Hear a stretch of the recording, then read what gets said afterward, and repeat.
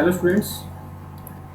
अपना Indian BST में 6 chapter complete हो चुके हैं। लास्ट चैप्टर था अपना स्टाफिंग। आज की क्लास से हम अपना नेक्स्ट चैप्टर एक इंट्रोडक्शन क्लास रखेंगे और डायरेक्टिंग चैप्टर में।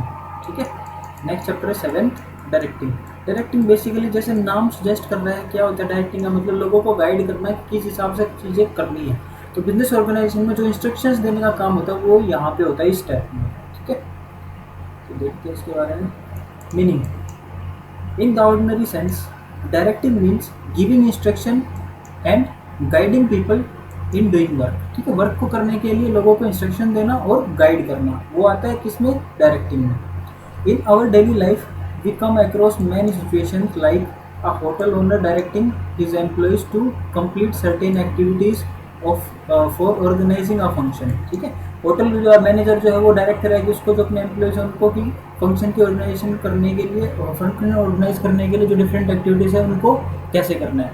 एक टीचर जो है वो डायरेक्ट करेगा कैसे स्टूडेंट्स को कि कंप्लीट ऑन असाइनमेंट को कंप्लीट कैसे किया जाएगा। A film director directing the artist about how they should act in the film etcetera. ठीक है, तो आर्टिस्ट को कैसे डायरेक्ट करेगा कि फिल्म में उसको कैसे एक्ट करना है। In all the situations we can observe that directing is done to achieve some predetermined objective. Predetermined objective को अचीव करने के लिए क्या किया जाता है, डायरेक्टिंग की जाती है। In the context of management of an organisation, directing refers to the process of instructing, guiding, counselling, motivating and leading people in the organisation to achieve his objective. ठीक है, ऑब्जेक्टिव को अचीव करने के लिए लोगों को क्या करना, गाइड करना, काउंसलिंग करना, मोटिवेट करना और लीड करना। ठीक है, कि किसी ऑर्गेनाइजेशन में कैसे काम होना है, वो सब किसके अंदर आता है, डायरेक्टिंग के अंदर आता है। You can observe here that directing is not a mere issue of communication but encompasses many elements like, उसमें खाली कम्युनिकेशन नहीं आती, उसमें बहुत सी चीज़ें आती है। उसमें क्या था, सुपरविजन, जो बंदा काम कर रहा है उसके ऊपर सुपरवाइज करना कि अच्छे से कर रहा है नहीं कर रहा है। मोटिवेट करना, लीडरशिप यानी कि किसी की बात मानने के लिए आपको लीडरशिप क्वालिटी होनी चाहिए, तो वो लीडरशिप किसी की बात मानेगा तो मतलब अगर कोई एम्प्लॉय किसी की बात मानेगा वो कौन होगा, लीडर होगा। ठीक है, it is one of the key material functions perform by every manager. हर मैनेजर परफॉर्म करता है जो।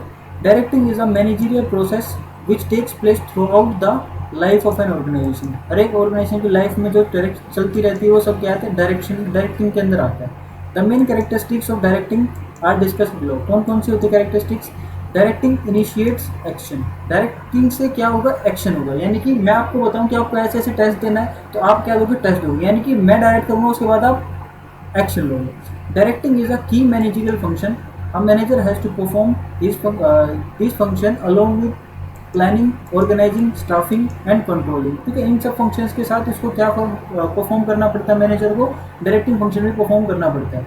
While discharging his duties in the organization, while other functions prepare a setting for action, directing initiates action in the organization। ठीक है, बाकी जो सब होती हैं वो सब क्या है कि कोई एक्शन लेना उसके बारे में काम करेंगे, बट एक्चुअल एक्शन कैसे लेना वो सब कहाँ से पता चलेगा, डायरेक्टिंग के थ्रू पता चलेगा। Directing takes place at every level of management. हर लेवल पे क्या होता है, मैनेजमेंट में डायरेक्टिंग होती है। ठीक है, every manager from top executive to supervisor performs this function of directing. The directing takes place wherever supervisor subordinate relationship exist. जहाँ पे सुपीरियर और सबॉर्डिनेट रिलेशनशिप होगी वहाँ पे डायरेक्टिंग एग्जिस्ट करेगी। ठीक है, नेक्स्ट कैरेक्टरिस्टिक आती है, directing is a continuous process. Continuous process है, कंटिन्यूस चलती रहती है, आपको बीच में इसको छोड़ नहीं सकते और बीच में इसका कोई मतलब छोड़ने का कुछ बनता भी नहीं, क्योंकि कॉन्टिन्यूसली आपको क्या करना होता है, सुपरवाइज करना पड़ता है चीज़ों को, और उसके बाद जब कोई गलत कर रहा हो तो उसके बाद उसको फिर से डायरेक्ट करना होता है। तो ये प्रोसेस होती है इसमें। Directing is a continuous activity. It takes place throughout the life of the organization, irrespective of people occupying managerial position. Managerial position के हिसाब से भी इसमें कुछ डिफरेंट नहीं होता, बट वो थ्रू आउट चलता रहता है। We can observe that in organizations like Infosys, Tata, BHEL, HLL, and the managers may change, but the directing process continues because without direction, organizational activities cannot continue further. Direction के बिना organizational activity आगे नहीं बढ़ पाएंगे। Next आता है directing flows from top to bottom. यानी कि टॉप लेवल से बॉटम लेवल पे ऐसे होता है इसका फ्लो। ठीक है, तो टॉप पे जो होता है वो गाइड करता है, उसके बाद ये भी किसी के टॉप पे होगा तो ये नीचे वाले को गाइड करेगा। तो डायरेक्टिंग ऐसे होता है। Directing is the first initiated eight top level.